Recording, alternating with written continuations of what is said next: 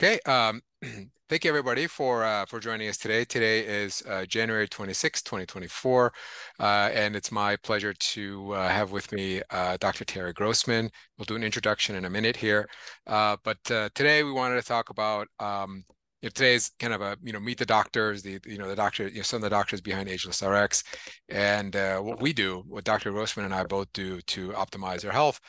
So today we'll be we're sharing our kind of our longevity routines. We'll have a little bit of discussion about it, and then we can open it up for questions. If you do have any questions along the way, you can type them in there. And then Mauricio, do we have any pre-recorded questions or pre-prepared questions from the audience? Oh, Mauricio, are you with us? Yeah, I just had muted myself. Sorry. Yeah, Yeah. we do have a couple. I'll Okay. put them in the chat and then we can answer those. Okay. All right. Don't know how many questions we'll be able to get to, but we'll see. Time permitting. Next slide. All right. So I am Sajjad Zelzala, Dr. Z. I'm the co-founder and chief medical officer of AgelessRx. I've introduced myself many times before, so I'm not going to take much time from the webinar to go through that. But Dr. Grossman, joined us as a medical advisor. We were thrilled to have him. I considered him to be probably one of the original longevity doctors. He's literally written the book on longevity, and one of his books, was the one that actually got me interested in longevity, and it was really the first time I was introduced to the topic. Boy, that was 20 years ago. So Dr. Grossman, if you want to kind of give like a very quick introduction. Sure. Well, thank you, Dr. Z. Um, yeah, I've been a doctor for 43 years, and the first 15 years I was a conventional doctor practicing medicine the way I learned in medical school.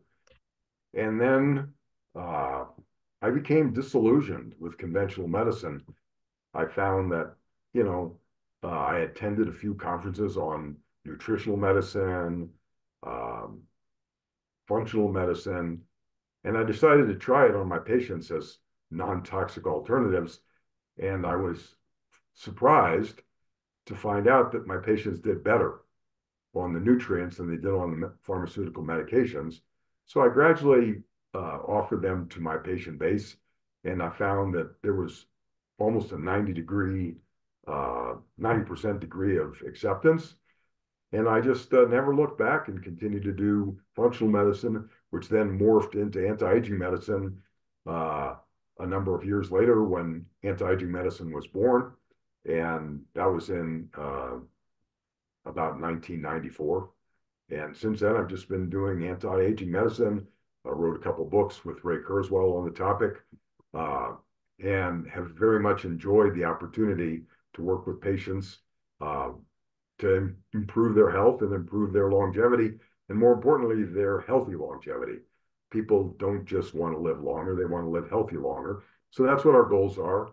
And I'm excited about talking today, uh, sharing a little bit about what both I and Dr. Z have come up with as a reasonable way of doing what Ray Kurzweil and I subtitled our first book together. It's called Fantastic Voyage, and the subtitle was Live Long Enough to Live Forever.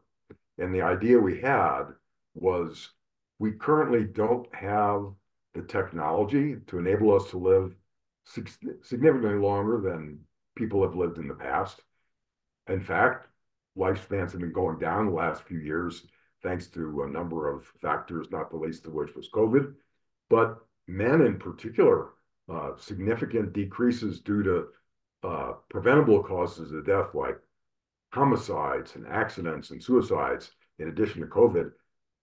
So we'd really like to change that around and increase our healthy longevity into the future. So we'll share some of the things that we've come up with so that we can live long enough to take advantage of the breakthroughs that are going to come in the next few years. The idea being live long enough to live forever, live long enough to take advantages of what's coming in the near future. And the good news is that according to my co-author, Ray Kurzweil, who's coming out with his Singularity is Nearer book in 2024, a little bit later this year, in a few months, it's going to be released. And he has made the bold prediction that the singularity, to the degree that humans will merge with computers to a very significant degree, will occur this decade by 2029. And I think we've all seen what AI can do, and AI will drive this revolution. So it really is a wonderful time to be alive, wonderful time to take advantages of these therapies to achieve greater longevity. Well, thank you for that. And if anybody has not read the book, it's called Fantastic Voyage, Live Long Enough to Live Forever. And even though it's a book that's going on 20 years old, it's still, the concepts behind it are, still very fresh. I have a copy of it on my bookshelf back there, along with your newer book called Transcend, which kind of expands upon it. All right, let's jump right in and not and give the audience some information that'll be useful to them. But before we begin, of course, there's always a disclaimer: the webinar is for general information only, and does not constitute the practice of medicine, nursing, or other professional healthcare services, including the giving of medical advice. No doctor-patient relationship is formed, and is for general information purposes only. Whatever we say on the webinar today, like I said, for general information, don't make any changes to your medications or anything like that without first discussing with your healthcare provider. The other disclaimer I'd like to make is what we talk about today in terms of our current protocols, our current regimens for longevity, is not static. You can come back and ask us 3 months from now, 6 months from now. We might be on a different therapy of some sort. We might, usually slight changes. I mean, I think my general, longevity routine hasn't changed much in the last, 5-6 years. But, with new information coming out on medications, new information coming out on different exercises, different technologies, different therapies, things like that. It's always, Dr. Grossman and I are always kind of evaluating new things and, adding certain things, swapping out certain things. So, even though we're recording this at the beginning of 2024, maybe by the end of the year, there might be some differences. So I just want to kind of point that out that, the information here is kind of subject to change. So let's jump in. So we're going to be talking about today, the medications and supplements that Dr. Grossman and I both take, and then some diagnostic tools and assessments that we use, and a little bit about what sort of eating habits. I hate the word diet. Eating habits, exercises, sleep, stress management, things like that. And of course, time permitting, we'll go into some questions. So next slide, Mauricio. There we go. All right. So Dr. Grossman, go ahead and kick us off here. So this is mostly medications, prescription medications. A few that are listed on this are actually just one of them. 2 of them are supplements. But this is what I take as my program. And the one that's listed first, which is rapamycin, I think right now, with the state of anti-aging and longevity medicine, is the most powerful mechanism we have to extend our life. Rapamycin has been around for a number of years. More and more studies are being done about it. And it's typically used as a conventional drug by regular doctors to prevent rejection. So it's an anti-rejection drug. If someone gets a transplanted kidney, for instance, their doctor might put them on rapamycin, so anti-rejection. But they take it every day in that case. And there are downsides to taking an immune suppressant every day. But interestingly, if you can take it less often, such as once a week or every 2 weeks, the effect that rapamycin has on the immune system is it is an immune suppressant. So it suppresses our immune system slightly. But when we suppress it slightly just every week or two, it's like taking a red rubber ball and squeezing it and then letting go suddenly, and it bounces back and gets larger than before. And I think in a simple way, that's kind of an analogy for how rapamycin affects our immune system. Not only does it lead to increased longevity in every animal species that's ever been tested in, but I always tell my patients when they're on rapamycin, you're on an immunosuppressant. So if you ever get sick, number one, quit taking the rapamycin and let's talk, because maybe we want to use antibiotics sooner rather than later. And what has been surprising to me, I've been using rapamycin in my practice for about 6 or 7 years, is how few calls I get. People just don't get sick.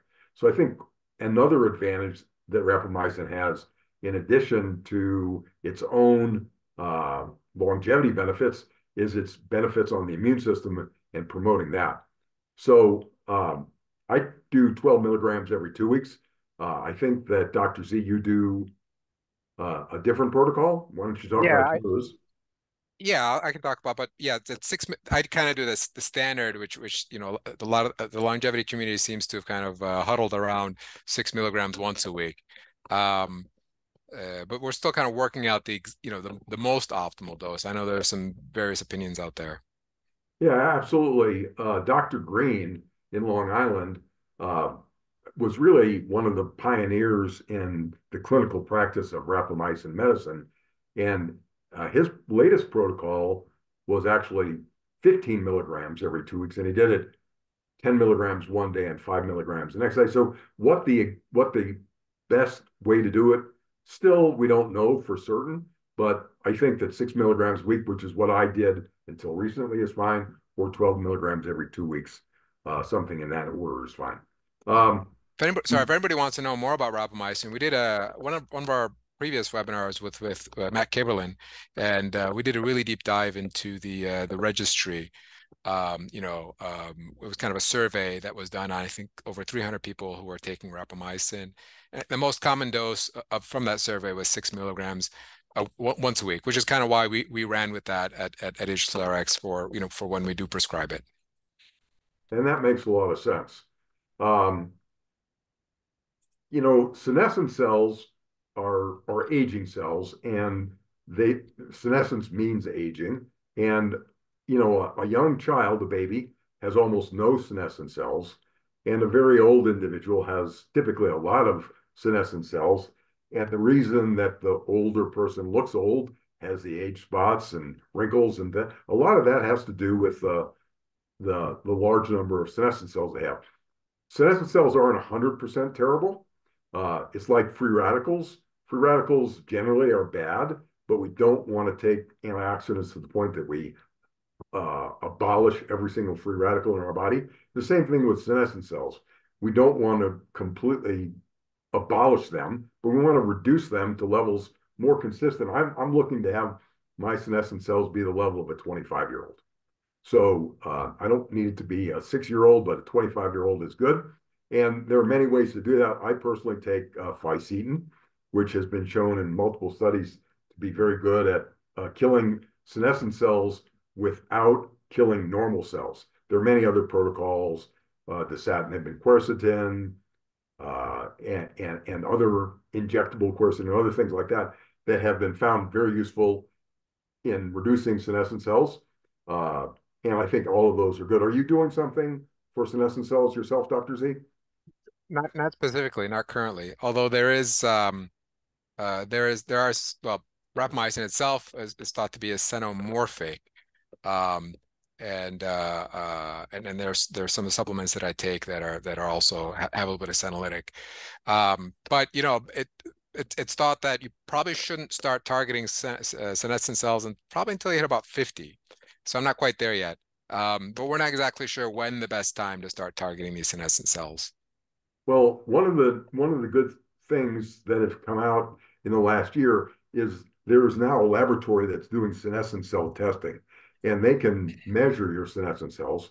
So even if you're 45 or not quite 50, you can 40 even, you can measure your senescent cells, and if they're below average or below what we'd expect for somebody your age, then obviously we wouldn't need to worry about it. But if they're very high, like you're 45, but you have the senescent cell count of an 80-year-old, maybe it's worth looking at doing something like fisetin earlier rather than later. So that test is now available. I think both of us take metformin, and metformin is kind of the granddaddy of them all, the grandmother of them all, as far as anti-aging therapies. It's been around for a long time. I remember lecturing to A4M, the American Academy of Anti-Aging Medicine, at least 15 years ago on the use of metformin as an anti-aging strategy. And Dr. Z, if you want to talk a little bit about its mechanism and why it's such a great drug, and I've been on it for over 15 years myself. Yeah, absolutely. I mean, I don't want to go too deep into it because we have a lot to cover in terms of, getting to the rest of the slides.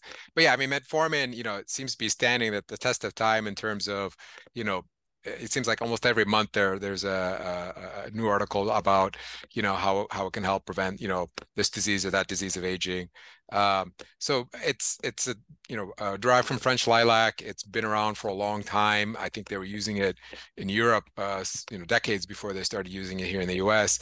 It hits multiple mechanisms. Some people call it a quote unquote dirty drug. I don't like that term, but the meaning of it, or what they mean by it, is because it kind of hits multiple different mechanisms. It kind of, metformin seems to branch out into a lot of different a lot of different pathways of aging.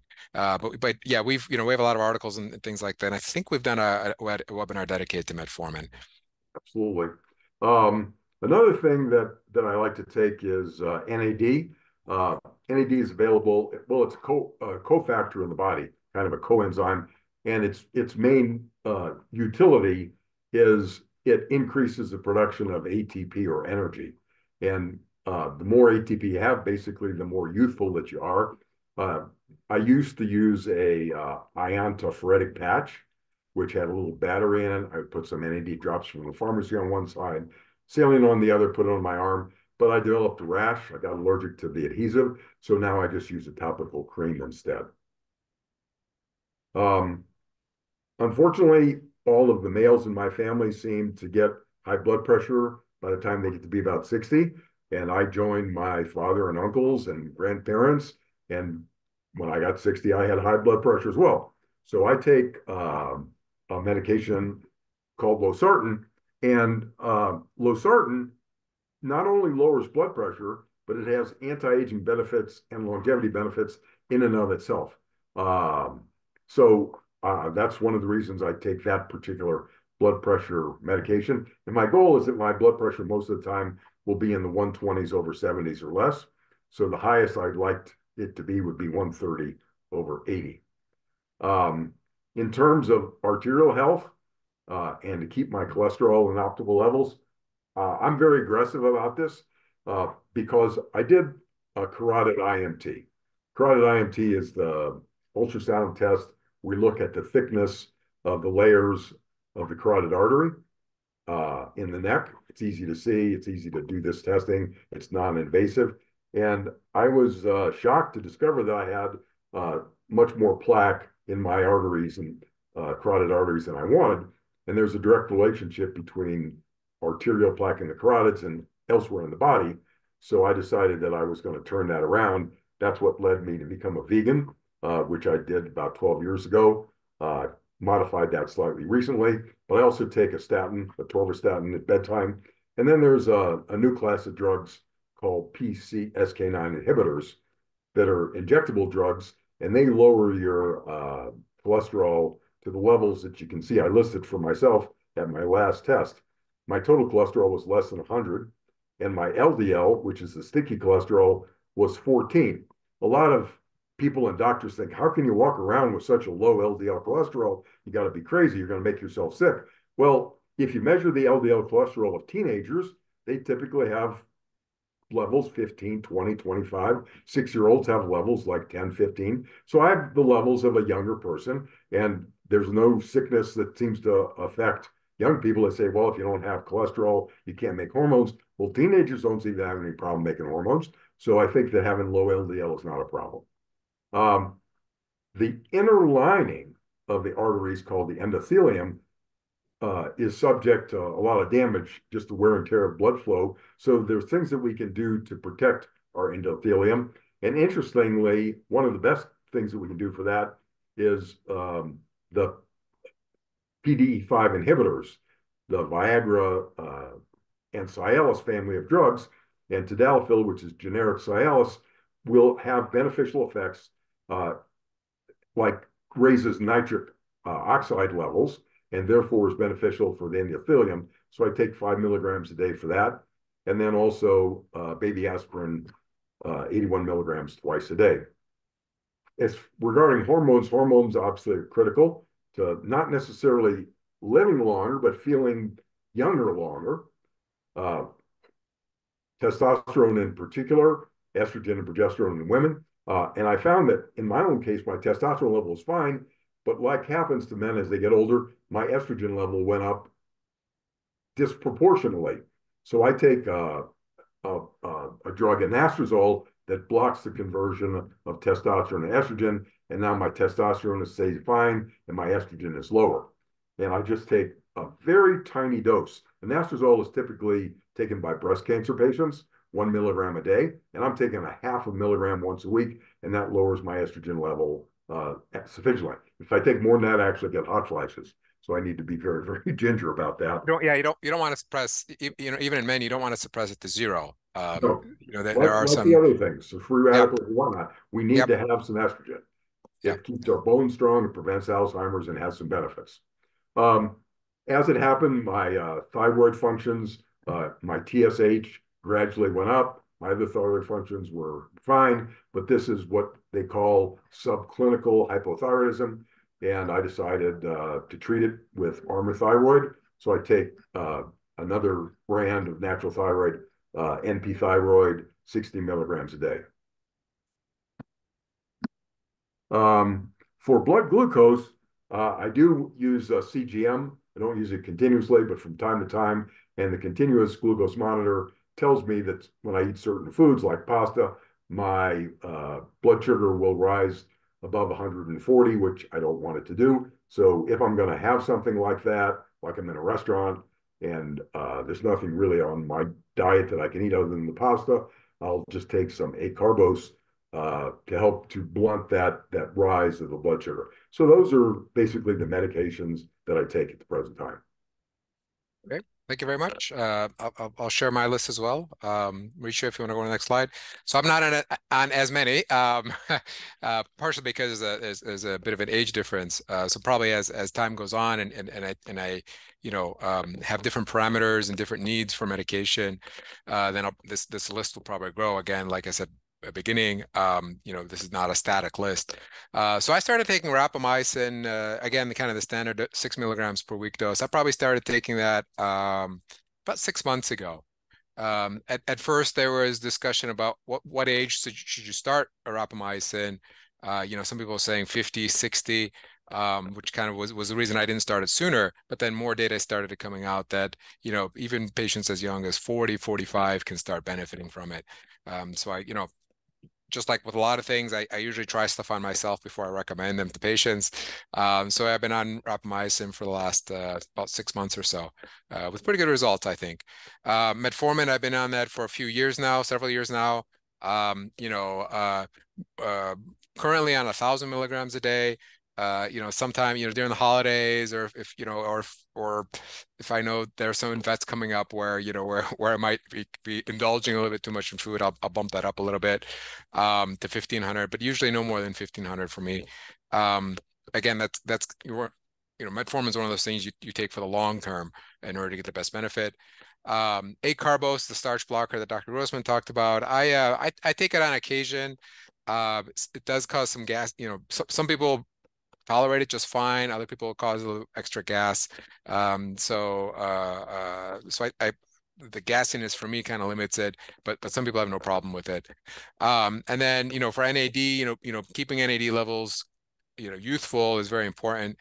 So I kind of alternate between using the patch that we have, the antiphoresis patch, sometimes doing the injections, and sometimes I just kind of take high doses of NMN, and that seems to keep my my NAD levels nice and high. But I don't always take NAD. I think NAD, typically NAD levels start to drop off after the age of 50 or 60. So for me, I could probably get away with just kind of dabbling in NAD whereas older patients or patients under a lot of stress or have a lot of chronic conditions may need more NAD. The challenge there is measuring NAD. We're in the process of doing a study on reliable ways to measure NAD, so kind of stay tuned on that.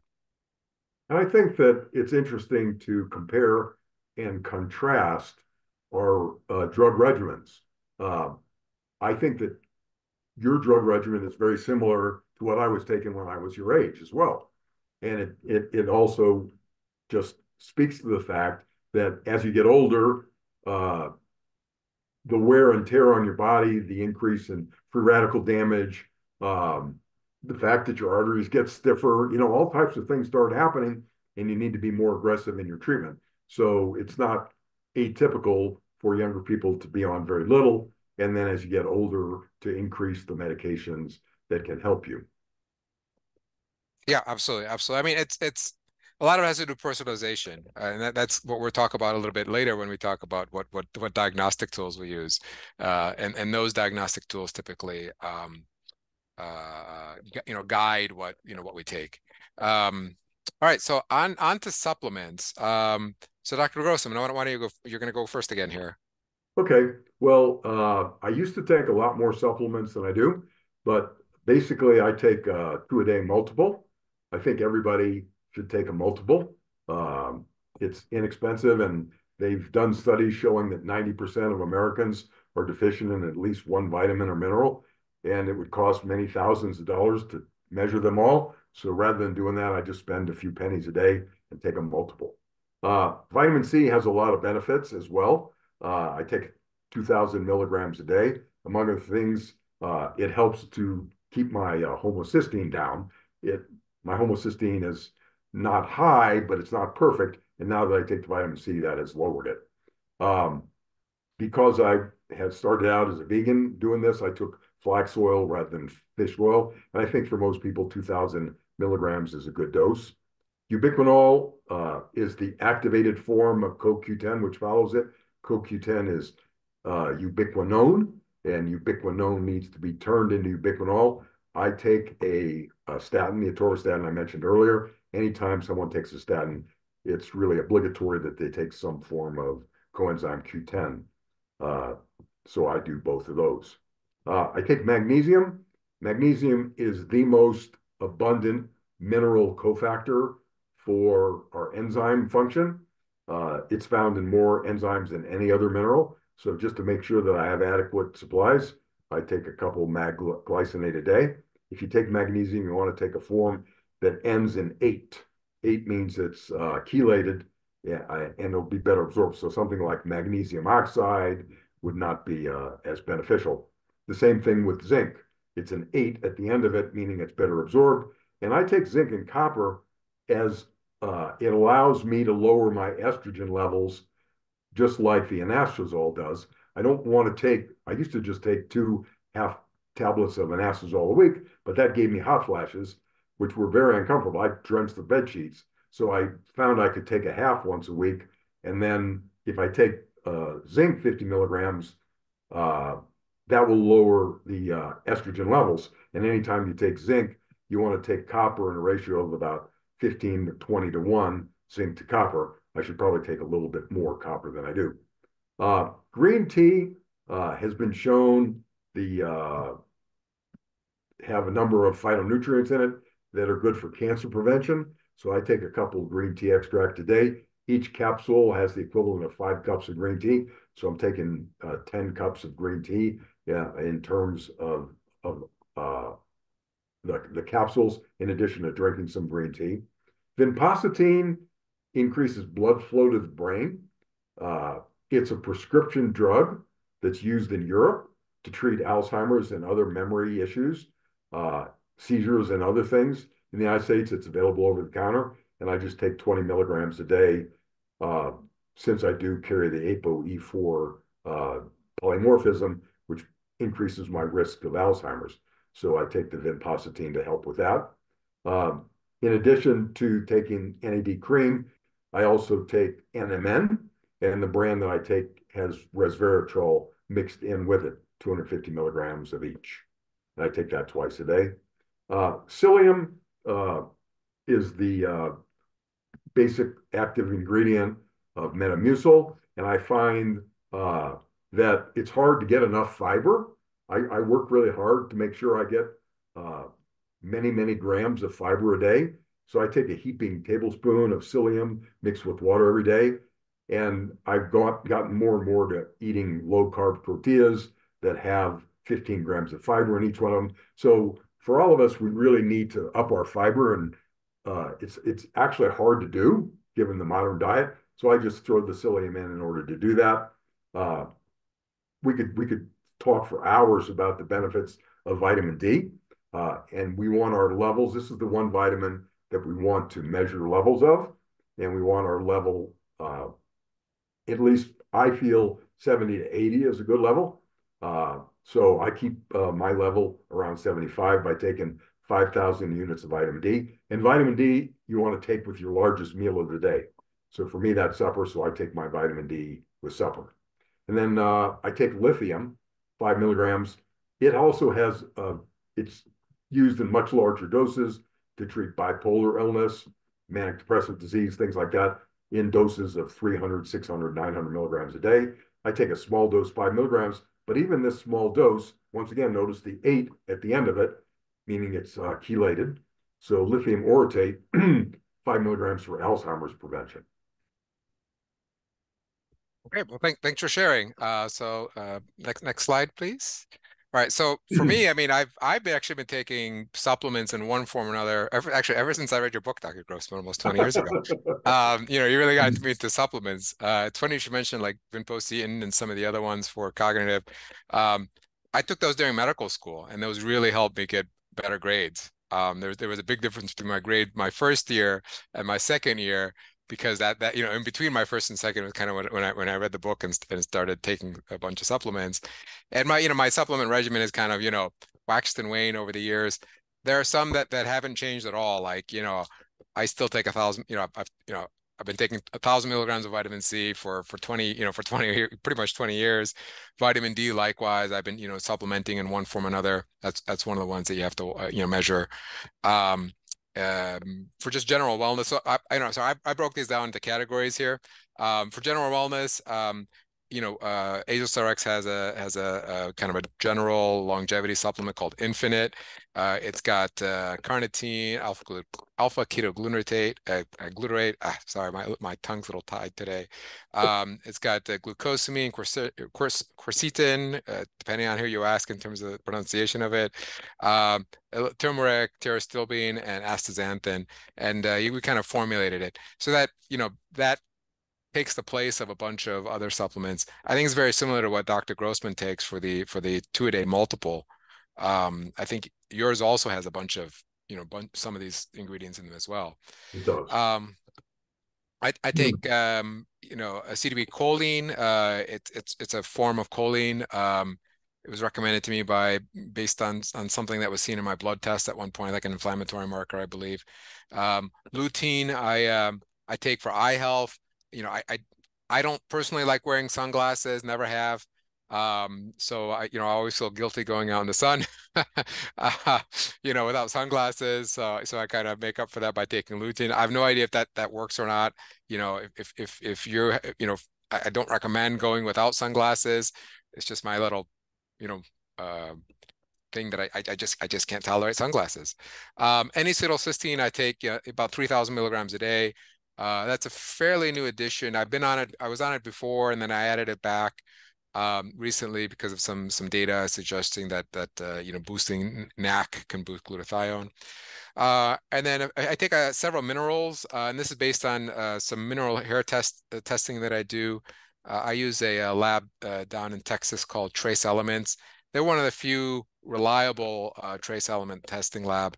And because a lot of hair mineral testing focuses on just the heavy metals. This one focuses, they do include heavy metals, but this one also focuses on the major minerals, magnesium, potassium, things like that, but also the trace minerals such as boron and lithium and molybdenum. And so my mineral regimen changes based on my hair mineral analysis test. For stress, I mean, I have 3 kids. Seeing patients can be very stressful. So I take, I take DHEA, but I also measure my levels. So the dose kind of fluctuates based on levels, and I supplement with potassium, and just like Dr. Grossman, I take magnesium. I take a mix of citrate and malate at bedtime. Pretty much everything else I take in the morning. Magnesium is one of the few things that I take at bedtime, just because it's supposed to help you relax and go to sleep. So that's really the only thing I take at bedtime. For no other reason, because it's just easier for me to take all my supplements in the morning. Just have one bowl and just down it with a meal. About half the supplements that I take are actually for cardiovascular support. Heart disease does run strongly in the men's side of my family. We'll talk a little bit about what I do there in terms of monitor. But currently, I'm kind of reducing my cholesterol, my LDL levels, and ApoB levels using a combination of garlic extract, red yeast rice, berberine, which is actually thought to have some natural PCSK9 inhibition. Not nearly as strong as Repatha, unfortunately, but every little bit counts. And then I also use the Transcend Cholesterol Support Supplement, which has multiple ingredients in it, formulated by Dr. Grossman. And of course, red yeast rice has a little bit of a statin in it. It's kind of the original statin, and so that's why I take coenzyme Q10. And I also take a high dose of vitamin K2. There's only one company I know that makes like a mega dose of it. It's called Concentrated K. A little plug out to them. They're located here in Michigan, actually. And I met the owner of the company. He's a really nice guy. It has 25 milligrams of K2, which is really mega dose. Most of the time you'll be lucky if you find 100 micrograms or sometimes 500 micrograms. It's really meant for people who have like osteoporosis and things like that. But I take one or two a week. It is kind of a fat soluble, so you don't have to take it every single day. Fortunately, there doesn't seem to be any toxicity to vitamin K like there is with the other fat soluble. Like if you mega dose on vitamin D, E, or A, there could be consequences. But K, I've not been able to find anything suggest mega dosing on vitamin K. Of course, don't mega dose unless you have to. More is not always better. But there's more and more data that supports that K2, specifically K2, has a lot of benefits, including for the bones and for cardiovascular. And like I said, these supplements change; they kind of fluctuate. When I learn about a new supplement, sometimes I'll try it on myself, do some literature review on it, things like that. It usually takes me a while to then turn around and recommend it to other people. All right, so let's move on to the next topic, diagnostics. Yeah, so I think that the whole idea is early diagnosis and prevention. So as part of the early diagnosis, we need to do regular testing on ourselves.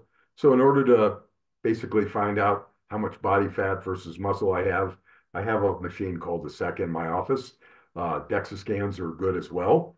I do use the CGM for glucose monitoring. I don't use it continuously, but I do use it, periodically. I check my blood pressure regularly, and I have an Apple Watch, which I recently changed. I had a Garmin before that, and I like the Apple Watch better. It measures my oxygen level and heartbeat and number of steps and things like that, as well as HRV, heart rate variability, sleep scores, etc. So I think that's a lot of good quantified self information. Then about every 4 months or so, do a panel of blood chemistries, check my hormone levels, immune system markers, which is important when you're taking rapamycin and things like that. Each year I get an ultrasound of my carotids. Also, there's now this Clearly test to look. It basically is a non-invasive way of looking at the arteries in your heart. I don't use it as a screening test, but for people that do have significant plaque in their carotids, I think it's a useful test to find out what your anatomy looks like. You don't have to have the really invasive test where they put the tube in through your groin and wind it up into your heart. Get the even better information with the Clearly analysis. There is now a test that tests for 50 different types of cancer. So I like to do that annually. It's not 100%, but it's the best thing we have right now. I did have my full genome sequenced. That's the sort of thing that you only need to do once, because your genes do not typically change during life. The expression changes, but not the genes themselves. I do a true age test, which is an epigenetic clock, tells me how many years or how many months I'm aging per year. Also telomere length and the age of my immune system, etc. Check my microbiome every couple of years, make sure that things are good. That's an important aspect of health. Micronutrients, and I do the saliva 4 times a day saliva test to check for the health of my adrenals, what's called an adrenal stress index. And this is an overview. I mean, I do more tests than this from time to time, but this is a good basis for a guy who's in his 70s to provide comprehensive evaluation of health. Great, great. All right, let's move on to my list. Actually, very similar in many ways. There we go. So I think Dr. Grossman mentioned that he uses a Sika. Is that how you pronounce it? Yeah, Or a Sika? Yeah. Actually, I actually own a DEXA scanner. I own the DEXAFit Detroit location, so I have easy access to a DEXA scanner. So I do that every 6 or 12 months. There are, more and more facilities now offering DEXA scans, and for those people who can access a facility, I would definitely recommend it. Looking at fat, lean, and the visceral adipose tissue is probably the hardest to measure. You can, really the only two reliable ways that I know of is DEXA scan and MRI. MRI, probably a little bit harder to find. It's you need a doctor's order, and it's probably a lot more expensive than a DEXA scan. So those people who would like to know what their visceral adipose tissue is, then DEXA is usually the way to go. I use the Freestyle Libre. It used to be the 2, now it's the 3. I kind of use that to keep myself accountable. Because just like with everything in life, I mean, if you're not careful, you get drift. So typically my diet tends to drift more towards carbs, and then I do my CGM, watch myself, and then bring myself back to a lower carb diet. Carbs is just so easy to eat, it seems. Blood pressure, I mean, I've always had good blood pressure, knock on wood. So I check it every 3 months, 6 months. I'm not any particular therapy for it, although I suspect many of the supplements that I take do support healthy blood pressure. For wearable, I've been wearing a Whoop probably for about 3 years now. I'm not an Apple person, and I've never really found the other. I've never really tried the other watches, to be honest. The alternative Whoop is the Aura, but I can't wear rings, especially when I work. So for me, it's Whoop, and measures HRV, supposedly halfway decent. Stress, sleep scores, things like that. They even recently included oxygen levels and a few other markers, skin temperature. For blood test, I think almost everybody should have a blood test done at least once a year. But depends if you're on some kind of therapy or something. Maybe more frequently if somebody's really young and really healthy. Otherwise, maybe you can do it every 2 years instead of just every year. And they're make sure if you're going to do blood tests, make sure you get enough markers to the pheno age, which is one of the bio age calculations out there. And usually the thing that's missing from standard blood test is C-reactive protein. So for anybody out there listening to this and you go and get blood test, ask for the CRP or order a CRP, so that way you can actually calculate your pheno age test. Dr. Grossman mentioned the carotid IMT. I recently started doing that. My first one was about 3 years ago. Showed a small amount of plaque. I see an integrative cardiologist down in Toledo, Ohio, who's helping me kind of monitor that, keep an eye on it. We've been on the fence starting a statin or not, and that's why I take like 4 supplements instead of a statin. So at some point I'll probably end up on a statin.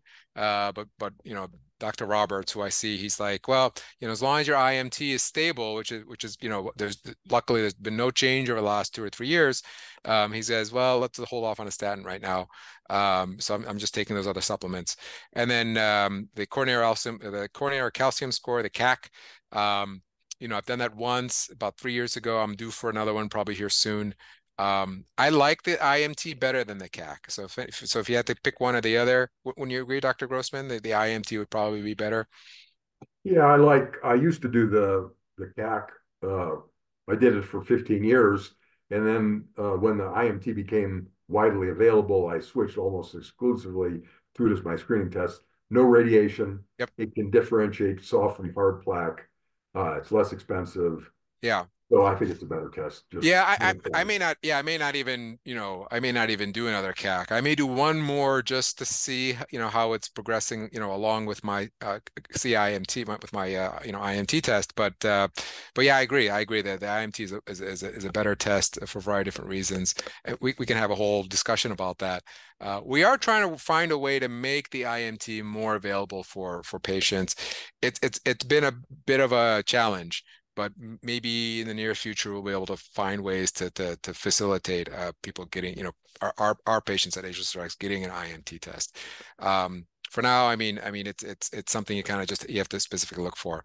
I mentioned the hair mineral analysis test. I do that every 12 months, 24 months or so.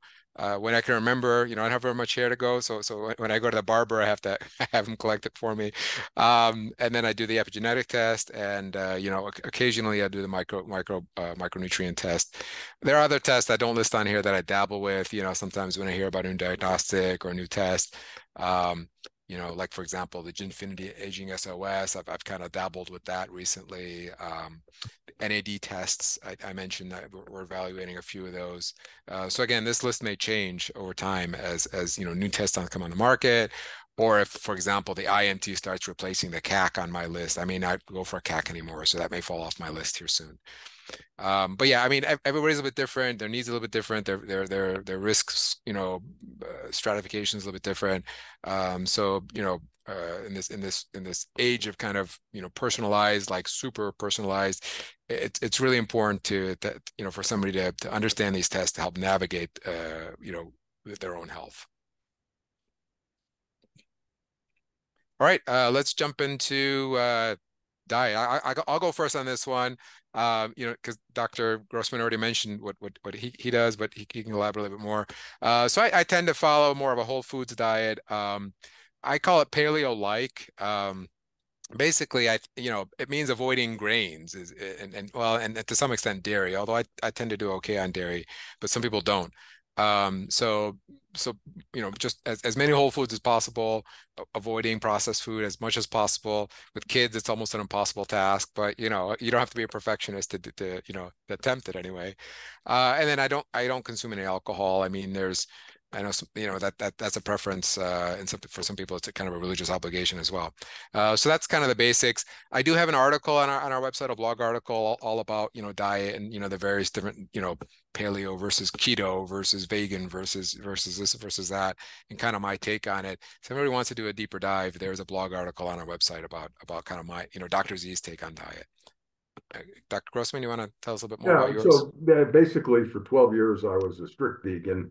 And then lately I've wanted to increase my protein intake, which is hard to do as a vegan, but I felt with aging, you need more protein the older you get.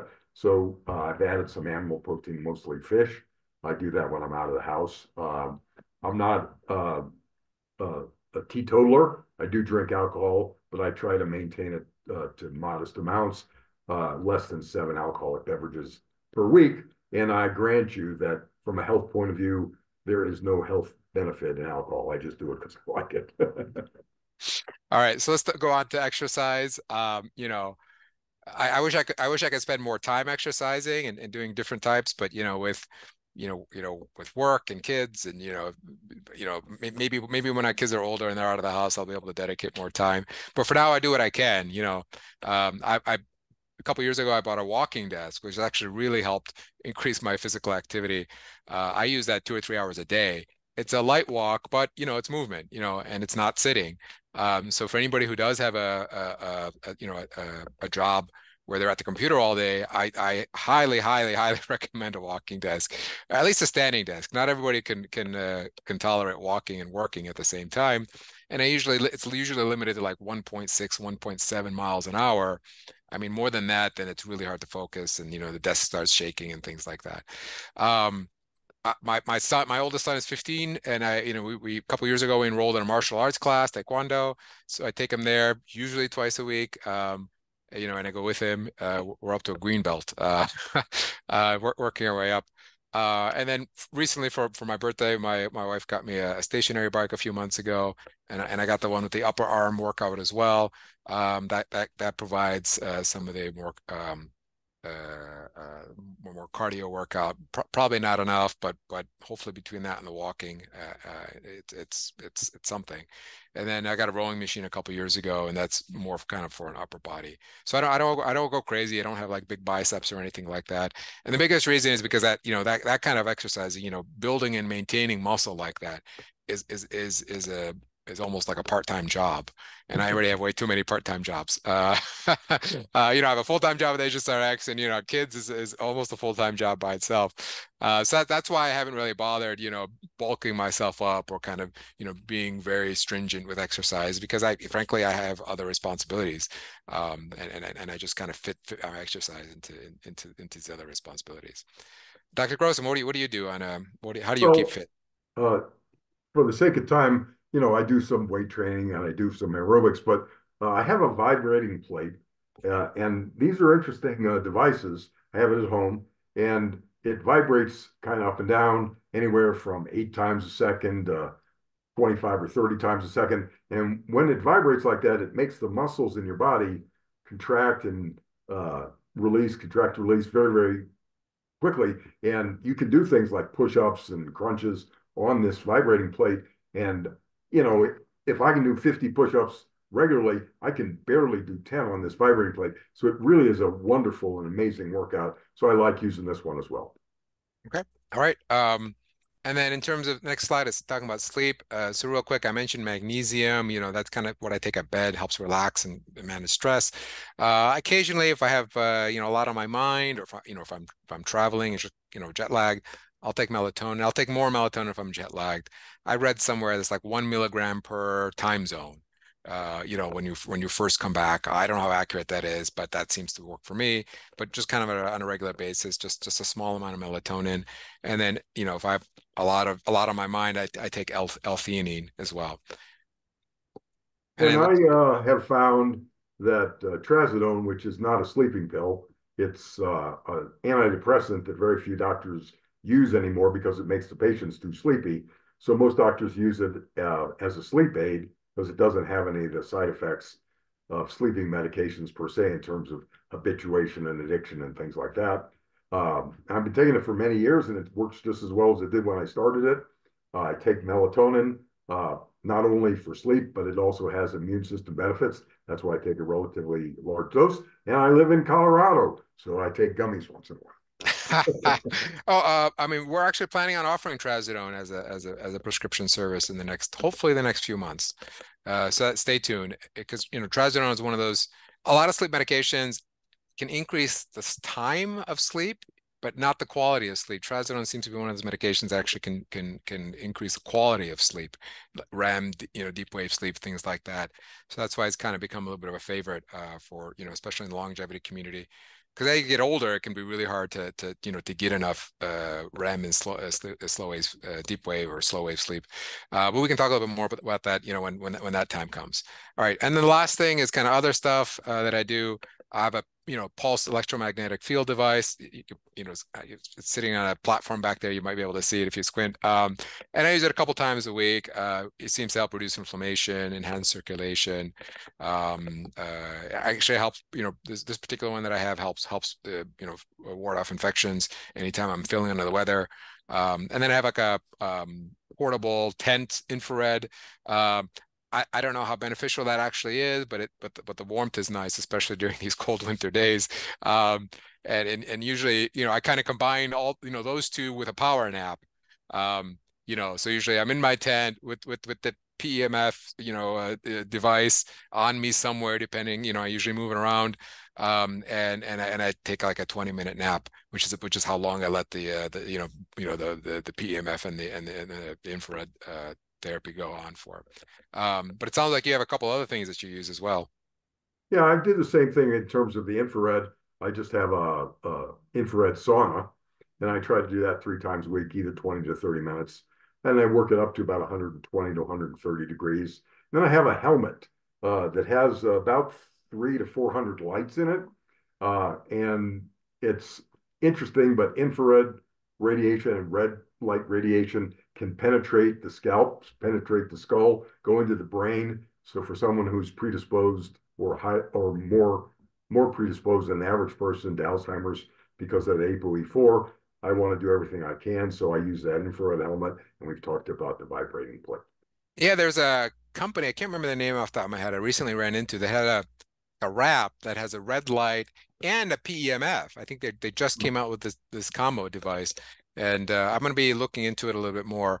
Potentially for the X Prize. We talked about the X Prize when we had Aubrey Gray on here, but cognition is one of the outcomes for the X Prize. So something like that, I think, in addition to supplements and other medications and things like that, could help. So kind of stay tuned for more information on that. All right, I think we covered everything. We have some questions. Mauricio, what do you have for the pre? Okay, you sent me them. All right. Let's see. First question that was sent in prior to this is there a specific process used to decide what to take? Oh boy, how much time do we have?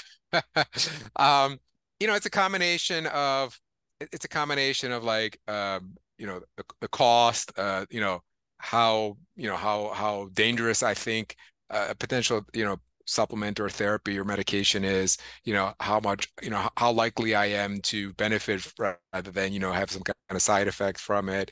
And also kind of where it fits in with the other, as you can tell, Dr. Grossman and I are both taking a lot of things. So sometimes, where does it fit in with these other things? And then of course, a lot of the things that we take are based on specific tests that we do and specific parameters. So, I mean, I would say, specific parameters first, and then kind of like dabbling and sometimes or just trying out various different supplements and seeing what works for somebody is probably the next thing. And then another question was, do you focus on family history? I'm not quite sure what that means. I mean, as both of us have mentioned, family history is very important. It sounds like both of us have heart disease in our family history, which seems to be very common. And so yeah, family history does play a big role, and definitely can lean you towards one preventive strategy versus another. Let's see. And then another question, any specific brand recommendation? I mean, we mentioned some brands as we went along, but I think for me, at least for the most part, unless I specifically mentioned a brand, I don't really have any specific recommendations for brands. I mean, some of the better ones out there seem to be like Gero, Designs for Health, Douglas Labs, Pure Encapsulations. What are your favorite go-to brands for these sorts of things? Well, I like to let people that do this for their living do the hard work for me, the heavy lifting. So I go to like Whole Foods, places like that, and I know that they've checked these things out. So basically, if they're selling them, that's a good product to get it, and I'll either get it from them or get it online. Yeah. But they've done the research, so I generally use that. But I have found that a lot of, you can get inexpensive supplements online, and some other companies sell very inexpensive supplements, but it's like, let the buyer beware. I think sometimes when they're very inexpensive, you get what you pay for. Yeah. There's also an element of like, is it a simple molecule like vitamin C? I mean, vitamin C's been around forever. I mean, supplement companies shouldn't really screw that up, as long as it's a reputable company. It's likewise with vitamin D. They're all the ones out there are D3. And again, it's not something you can screw up. So really any reputable brand. There are some more niche ones, like I mentioned, the concentrated K. That's kind of for me anyway. That brand works for me. There's kind of an art and a science to kind of picking out different brands. So nothing. I mean, my brands can shift from time to time. And like I said, there are some good brands out there, and some not so good brands. So again, buyer beware. All right, getting to the questions that we have that were that were measured in. There's a question about rapamycin. First of all, it is prescription. Somebody asked if it's OTC or not. No, it's only by prescription. You can't just walk up to a pharmacy. You cannot just order it online like you can, a supplement. It has to be by prescription. We do offer it through a telemedicine program. You do have to qualify for it. And then in terms of absorption, we actually, AgelessRx is getting ready to publish an article soon, hopefully in the next few months.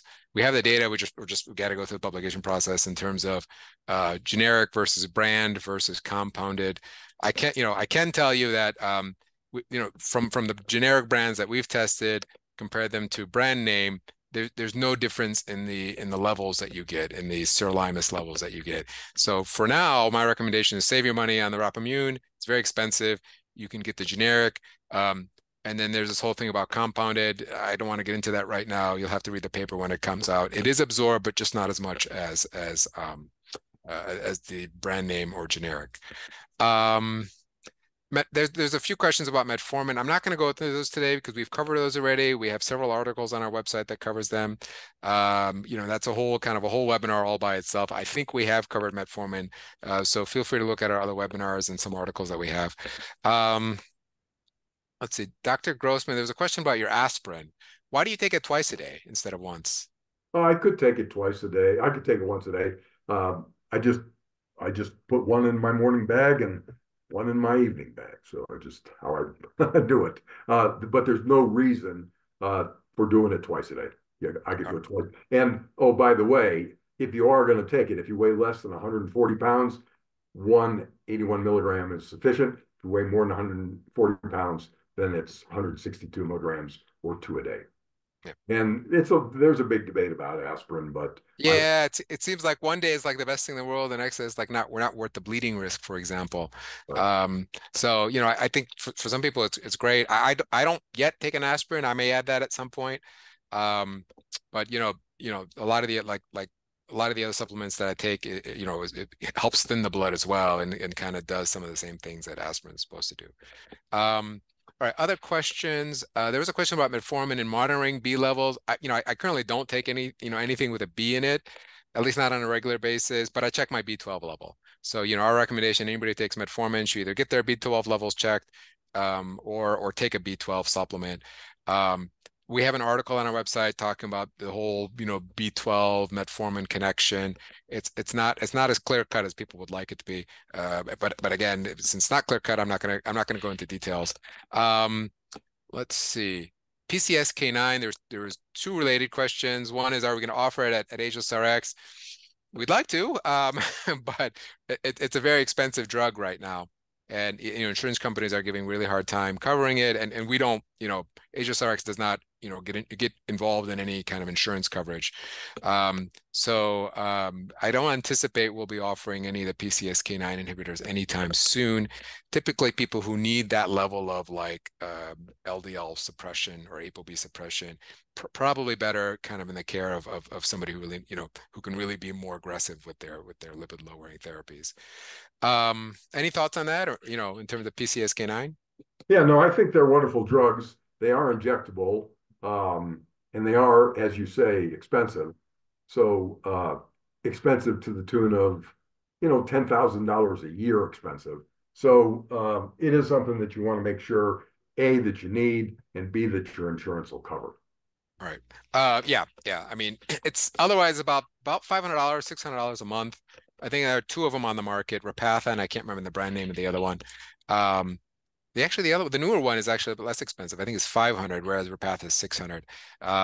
It works wonders for to drop LDL levels for people who need it, who could take it. I guess not something we're probably going to be offering in the near future. Let's see, a couple other things. There was a person asking about arthritis and kind of like joint pain relief. Do you have any supplement recommendations? Do you take anything for arthritis or supplement relief, or do you have any recommendations for it? Well, I do have recommendations. Luckily, I don't have that particular condition, but I think that glucosamine is great, chondroitin is great, fish oil is great. Fish oil's an anti-inflammatory in and of itself, and the combination of glucosamine and chondroitin several studies have shown that it actually can both heal and rebuild some of the articular surface cartilage. Yeah, I would add to that. I mean, it depends on what's causing the joint pain or arthralgia. I mean, if it's like bone on bone, like mechanical, then yeah, like anti-inflammatories like that work well. There are several others like Boswellia and Devil's Claw and things like that that can also help. But somebody mentioned low-dose naltrexone in the question and answer. Yeah, I'm a huge fan of LDN. In fact, I was taking it and then I ran out, so that's why I didn't put it on my list. I was taking just more for prevention, just because the data is kind of piling up that it's probably going to be. I think we're going to discover that LDN is going to be almost on par with rapamycin, maybe not quite as good. But we have a mouse study that's cooking with the University of Washington, set to be published in the next 6 months for longevity. We have an opinion paper coming out on LDN soon. How we think it'll be kind of a very promising gerotherapeutic. So yeah, I mean it could be something that I add on a regular basis. Let's see, and then maybe one more question here. Let's see. I mentioned the HTMA, the hair tissue mineral analysis test. We've looked into offering it. The lab that does it, great scientific work, just not very good in terms of like customer friendliness right now. So maybe in the future we will offer it. But right now it's more of a technical barrier or a logistical barrier. All right, I think that covers almost all of them. There was a question about trazodone and the downsides. Probably not going to cover it today. Probably like when AgelessRx does start offering trazodone, we'll have some articles and things like that, more information about that. We can come back to that. Okay, all right. Well, we've gone a little bit over time here. Thank you very much to Dr. Grossman for joining us today and kind of sharing your thoughts and your protocols. Hopefully this has helped. This is going to help patients or the audience kind of better understand kind of the rationale for what we take, why we take it, things like that, and hopefully empower people to to learn from our all the work that we've put into this. I mean, thousands and thousands of hours, scouring the literature, researching products, researching other things. So we hope that this is beneficial. Again, not a substitute for medical advice. If you're on any medication, don't just stop it and don't start any medications without without guidance from a health practitioner or your doctor. Same thing with supplements. Just because it's over the counter doesn't always mean it's safe or something you should take. And So I I just want want to to say emphasize thank one more you to time. you, Dr. Z, for sharing your program along with me. And I want to thank everybody in the audience for taking the time out to listen to what we're doing. I hope that it's been of value to you, and I'll look forward to talking to you again next time. All right. Thank you very much.